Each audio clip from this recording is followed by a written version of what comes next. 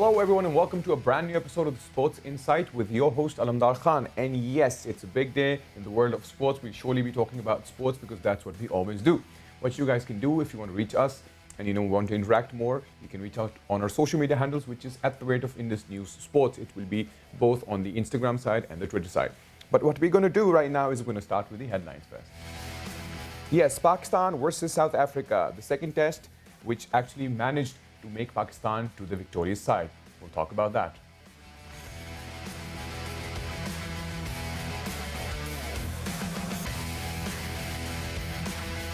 And yes, Bangladesh versus West Indies. A phenomenal performance by Majestic Myers, making a 210 debut and making sure that West Indies wins. We'll talk about that as well.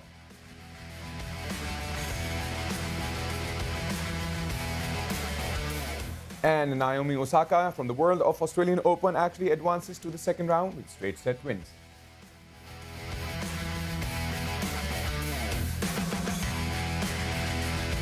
And from the world of Premier League, yes, Sheffield actually loses against Chelsea.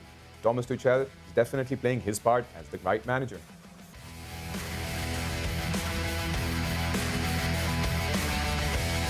And yes, Brooks Koepka finds superb finish to snatch one-shot victory over the golf side TPC Scottsdale.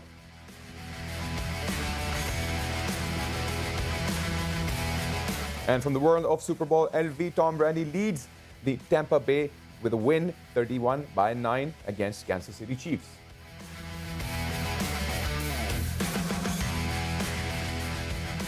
Yes, and those were the headlines, everybody. And heartiest congratulations to Pakistan cricket team that have actually managed to sweep out South Africa by winning the second test. Not to forget that the series is definitely going to be nail-biting in the future as well, because not to forget that de Kock actually had decided to not be the captain anymore because this was his last test match. The body language for South Africans were not as positive as it was supposed to be. But anyways, to discuss more on how Pakistan managed to snatch this second test victory, we have with us Mohi Shah, who is a sports journalist. So welcome to the show.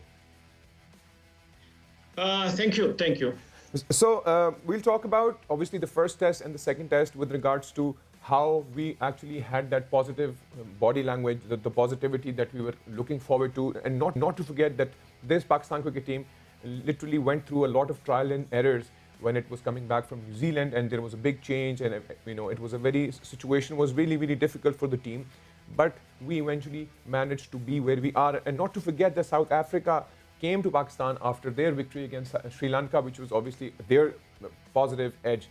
So how do you see our team coming to a point of, I think right now Pakistan cricket team is spot on with regards to obviously the perfect team selection. How do you see things happening in the future for us, sir? Yeah, the problems were there. Pakistan lost the series against New Zealand 2-0, and it was thought that Pakistan might not go on to compete against South Africa. South Africa is rated among the best teams in the world. Right. No doubt about that. And recently they were defeated Sri Lanka at home. Right. But when it comes to playing at home turfs, home conditions, and in front of your own environment, right, things look a bit different, and that's what happened with Pakistan. Pakistan picked up their game, and Pakistan, after winning the first test, came into the second test knowing well that they are going to beat and they need to beat South Africa to achieve a clean sweep. For the last 8 years, they haven't beaten any team in the world straight, say 2-0 or 3-0. Right. This is the first time in 8 years that Pakistan has defeated any team, right, and that is now South Africa, one of the formidable lineups in world cricket. Right. So beating South Africa 2-0 is a creditable achievement, big achievement for Pakistan. Right. And Pakistan has proved that if they continue to play tough cricket, they continue to play at home, exploit the conditions of home turf, and right, there are very good chances that they go on to beat even better teams in future. Right. So the interesting part is to have the perfect blend. Obviously, as you said that we were definitely on a skeptical side with regards to the performance of the boys when they were in New Zealand, but not to forget, as you mentioned it yourself, that it was definitely one of the home ground edges that we definitely had. But let's talk about South Africans' body language, because to be very honest, how they really played in our country is a very different South Africa on how we usually see South Africans perform. No, the thing is, let me talk about the final day. Final day was today, and they came out. Overnight score was very commanding for them, and Right. they thought that possibly they'd go on to win this match, and they had a chance, no doubt about that. Absolutely. Because Markram was playing brilliantly, Dawson was playing very delightfully.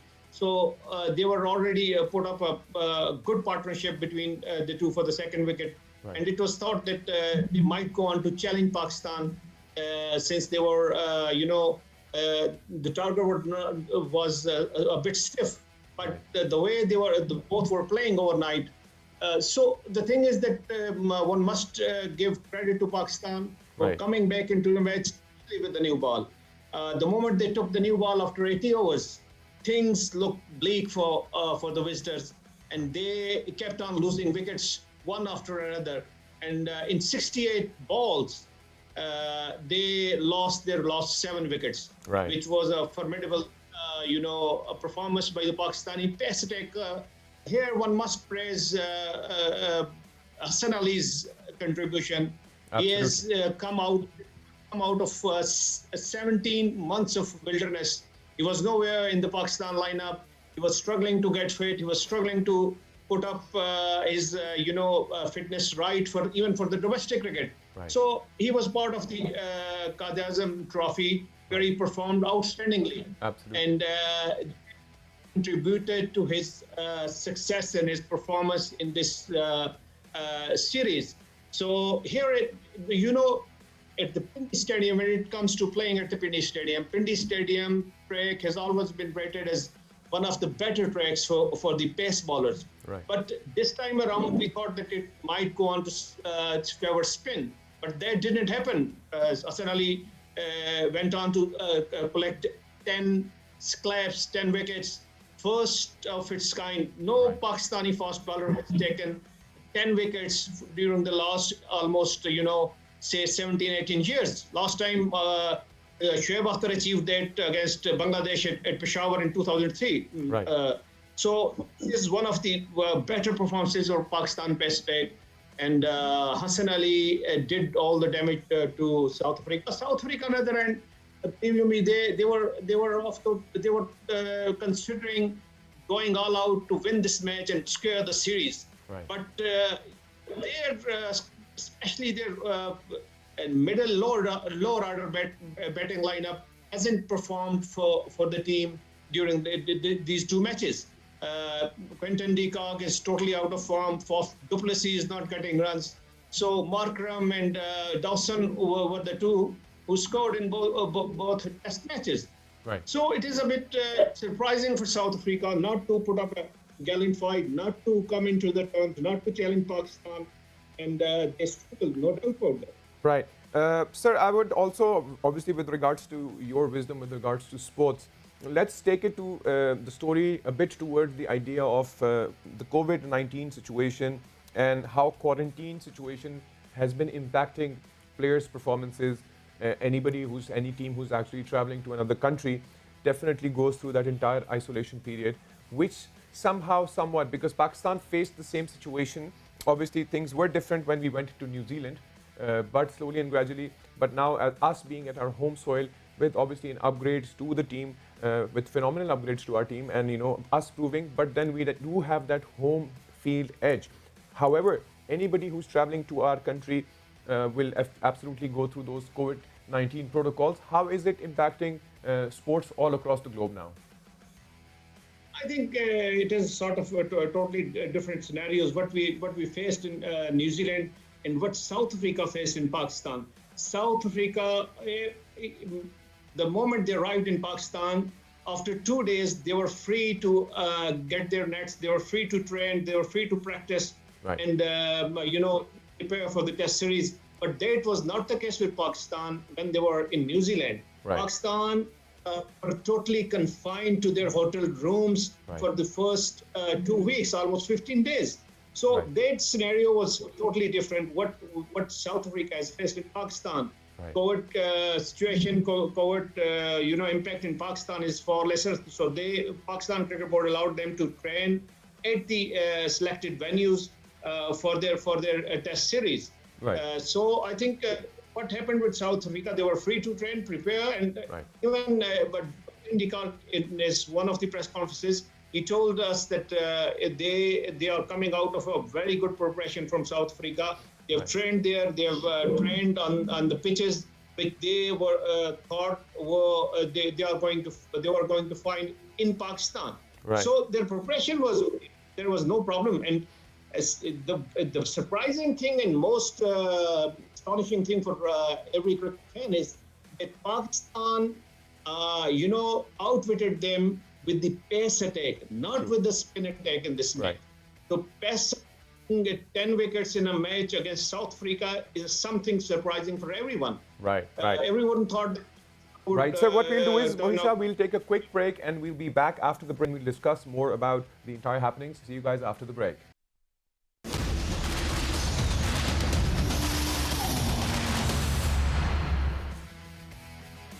All right, welcome back, guys. We were talking about Pakistan versus South Africa. Not to forget that Pakistan actually cleanly managed to have that victory over both the tests that actually happened in Pakistan. And we still have Mohisha with us, the sports journalist who is currently discussing with us the situations, the conditions where Pakistan actually managed to snatch all of this. So not to forget, let's talk about player of the series. Let's talk about Mohammad Rizwan. Hassan Ali, definitely, like you spoke about, Hassan Ali playing that phenomenal bowling side. And not to even forget, even our fielding side actually managed to somewhat take South Africans down. But people like these, we did have a bit of issue, which we can further discuss if we talk about our opening batsmen, because that is also one thing that we still need to work on. How do you see that changing with our team players, and how do you think we can improve that side of our team right now? Yeah, even today in a press conference, in a post-match press conference, I asked the same question to Bob Razam. Right. And I asked him what is happening with the Pakistan opening bats. They are not getting runs, same as happened in New Zealand, and that trend seems to be continuing here in the series. Right. One of our opener has got 40 odd run, the other 36 odd run in 4 innings. That is not a sign of a good opening batsman. Right. So that is a matter of concern, no doubt about that. Pakistan is struggling in that respect. Right. But he told journalists that this is sort of an ongoing process, and they will continue to put their faith in these openers, and they will continue to carry them so they can get required confidence for international cricket. What Babar said, that they are lacking in confidence that is required to score and to build your inning at international levels. Right. Now, the product, especially, he was talking about Imran, but he's the product of Pakistan domestic cricket. He has Right. scored heavily, no doubt about that, in Qaid-e-Azam Trophy and other national tournaments. But the thing is, when it comes to playing, when it comes to scoring at international levels, these newcomers feel a bit shy. They feel a bit under pressure. Right. That's why they are struggling to perform. And Right. secondly, you have talked about Mohammad Rizwan. He is a very, very, I think, pleasant thing that has happened to Pakistan cricket. That has happened to Test cricket, especially Pakistan Test cricket, even white ball cricket in recent times. Right. He has scored some of the very, very delightful innings in New Zealand. Right. And he is continuing his form and his brilliance from that series. And even yesterday, on the 12th test, he has scored 100, his first 100.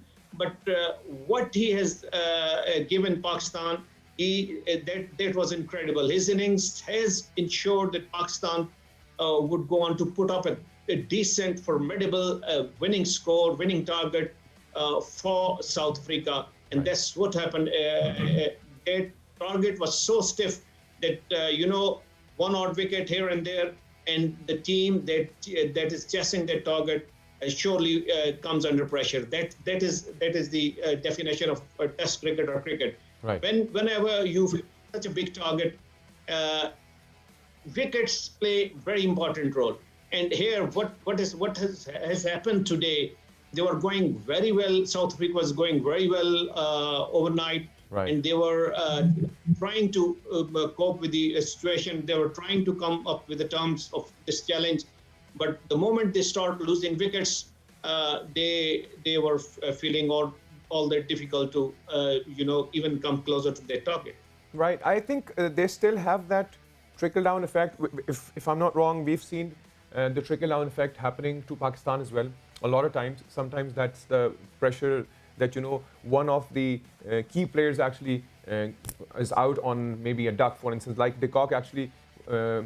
His body language was gone. His entire team obviously came into a collapse after, like you said, that 68 balls and we had several wickets of South Africa. Even though yesterday things were different for South Africa, they were still fighting. We could still see that they were fighting. But on the contrary, with regards to bowling side, Hassan Ali did his part well. Shaheen Shah Afridi absolutely did his part well. We could see a lot of pacers doing the best, even though people were expecting more of the spin track. How do you see this team, for instance, if we tour with this current team of Pakistan? Obviously, on a situational impact, for instance, if we go back to New Zealand again, for instance, I'm just making an assumption, would we be on the same level of performance or not? That usually happens when your star or ace players, they don't get runs, they don't bowl good enough. Your team tend to struggle. That is what happened with South Africa. Faf du Plessis is totally out of form. Right. Quinton de Kock was not getting runs. So automatically your pressure comes on the other newcomers, comparatively newcomers. Markram though is a old customer, but the thing is that he is somewhat junior to du Plessis and de Kock. They have got a lot of experience behind them.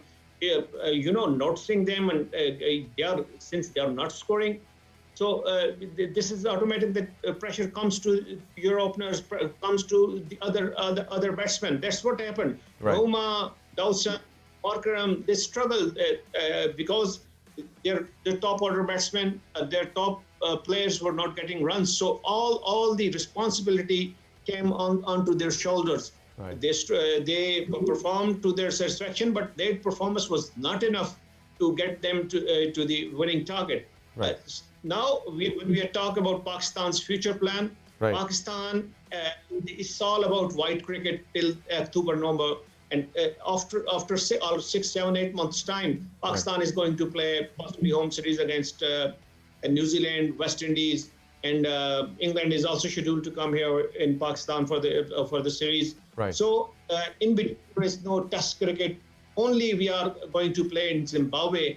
That is against Zimbabwe, comparatively a weaker team with the bowling prowess we are having.